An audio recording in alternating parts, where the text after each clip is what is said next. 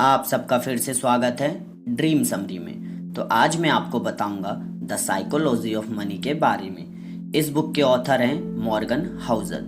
हम इस वीडियो में दो लोगों की बात करेंगे, पहले रोनाल्ड रीड, दूसरे रिचर्ड फ्यूस्कन। रोनाल्ड रीड और रिचर्ड फ्यूस्कन दोनों की डेथ 2014 में हुई थी। ये दोनों फाइनेंशियली कनेक्टेड हैं। मैं बताता हूँ कैसे। सबसे पहले बात करेंगे रिचर्ड फ्यूस्कन की।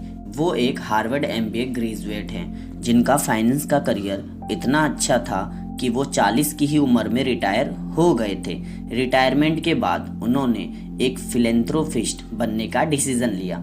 उन्होंने कई स्टार्टअप में इन्वेस्टमेंट किए जिसमें उनको बहुत सक्सेस मिली। उन्होंने बहुत बढ़िया घर खरीदा, गाड़ियाँ खरीदी और काफ़ी हाई क्लास लाइफ जी। 2008 की फाइनेंशियल क्राइसिस में उनका उतना ज़्यादा लॉस हुआ कि उनका सारा कमाया हुआ पैसा डूब गया।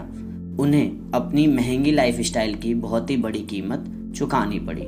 साल 2014 में ह्यूज लॉस के साथ उनकी मौत हो गई। रोनाल्ड रीड वो एक बहुत ही एवरेज इंसान थे जिन्होंने अपनी लाइफ में ज़्यादा कुछ नहीं किया। ग्रेजुएशन करने के बाद उन्होंने 25 साल तक एज अ कार मैकेनिक काम किया। उसके बाद 17 साल तक एक स्टोर में फ्लोर साफ करने का काम किया। 50 साल की एज में उनका डाइवोर्स हो गया और उन्होंने अपनी बाकी ज़िंदगी अकेले बिताई और 92 साल की एज में उनकी डेथ हो गई। दोस्तों, आपको ये जानकर हैरानी होगी कि 2014 में जो भी मरे थे उनमें से 4000 लोगों की नेटवर्थ $8 मिलियन थी और रोनाल्ड रीड उन 4000 में से एक थे। आप लोग ये सोच रहे होंगे कि रिचर्ड फ्यूस्कन की मौत इतने लॉस में हुई, बल्कि वो बहुत रिच थे और रोनाल्ड रीड ने $8 मिलियन कैसे कमाए। इसके पीछे कोई सीक्रेट नहीं। उन्होंने बस जो उनके रुपए बचते थे उसे सेव किया बस, और उन रुपए को ब्लू चिप स्टॉक में इन्वेस्ट कर दिया। उसके बाद उन्होंने बहुत साल वेट किया। यही चीज करने से उनकी थोड़ी सी सेविंग कंपाउंड इंटरेस्ट के चलते मिलियंस में बदल गई। 3 पॉइंट्स इस बुक के जो बहुत इंपॉर्टेंट हैं। पहला, फ्रीडम। पैसों के बारे में समझाने से पहले हमें ये पता होना चाहिए कि पैसों की रियल वैल्यू क्या है। ऑथर ने बताया है कि जो अपनी लाइफ को खुद कंट्रोल कर रहे थे वो लोग ज़्यादा खुश थे। पैसों की सबसे बड़ी पावर है कि आप जब हर सुबह उठते हैं तो आप सोचते हैं कि आज मैं जो चाहे कर सकता हूँ। लोग अमीर बनना चाहते हैं क्योंकि उन्हें लगता है कि बहुत सारे पैसों से उन्हें खुशी मिल जाएगी। अगर टेक्निकली देखा जाए तो उनकी खुशी उन पैसों पर नहीं डिपेंड करती है, बल्कि उनकी खुशी उस फ्रीडम से जुड़ी है जो उनको उनके पैसे देते हैं। ऑथर ने अपने कॉलेज में ही डिसाइड कर लिया था कि वो एक इन्वेस्टमेंट बैंकर बनेंगे, जिसका एक ही रीज़न था। उन्हें पता था कि इन्वेस्टमेंट बैंकर बहुत ज़्यादा रुपए कमाते हैं। लेकिन इन्वेस्टमेंट बैंकर बनने के बाद उन्हें पता चला कि वो बहुत मेहनत करते हैं तभी वो लोग इतने रुपए कमा पाते हैं। अल्टीमेटली पैसों की ये वैल्यू नहीं है कि आपके पास कितने नोट हैं, बल्कि ये है कि आपके पास कितनी फ्रीडम है। दूसरी चीज़ आती है रिच वर्सेस वेल्दी।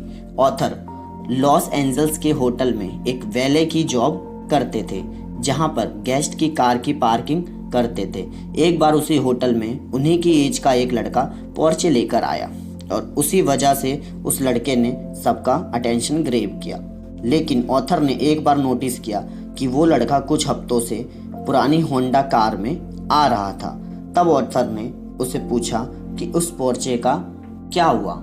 तब उस लड़के ने उन्हें बताया कि वो उस कार का लोन फुलफिल नहीं कर पाया, उस वजह से उसने वो कार बेच दिया। अगर आप रास्ते में कोई बड़ी गाड़ी देखते हैं तो तुरंत सोचते हैं कि वो इंसान काफ़ी अमीर है, लेकिन ये भी हो सकता है कि वो कार उन्होंने लोन पे ली हो जिसमें उनकी इनकम का बहुत बड़ा हिस्सा EMI में चला जाता हो। यहाँ पे ऑथर हमें रिच वर्सेस वेल्दी के बारे में समझा रहे हैं कि रिच का मतलब होता है जो उनकी हाई करंट इनकम है। जो इंसान जितना कमा रहा है अगर वो बहुत ज़्यादा स्पेंड कर दे और अपनी लाइफ स्टाइल उसी तरीके से बढ़ा ले तो कहने को तो वो रिच है।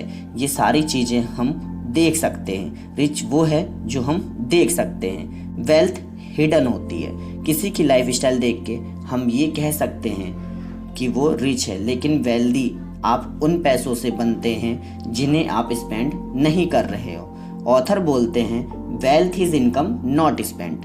अगर आपको नाम के लिए रिच नहीं बनना है तो आपको पैसों को सेव करना पड़ेगा, उसी से आप वेल्दी बन पाओगे। तीसरी चीज आती है सेव मनी।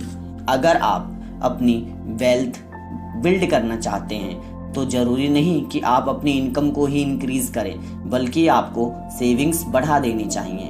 इन्वेस्टमेंट वगैरह जरूरी होता है एक वेल राउंडेड स्ट्रेटेजी के लिए, लेकिन साइकोलॉजी ऑफ मनी के पॉइंट ऑफ व्यू से ये समझना बहुत जरूरी है कि आपके लिए सेव करना स्टेप नंबर 1 है। असली वेल्थ बिल्ड करने के लिए मान लीजिए हम $1 मिलियन भी हर साल कमा रहे हैं और आप $1 मिलियन ही खर्च कर रहे हैं। यदि कोई इमरजेंसी आ जाए, लाइक आपकी जॉब चली जाए, मेडिकल इमरजेंसी आ जाए, तो आपकी वो इनकम बंद हो जाएगी और आप पुअर हो जाएंगे। इसलिए वेल्थ पर आपको फोकस करना चाहिए। Thanks for watching this video. Like, share और सब्सक्राइब जरूर करें।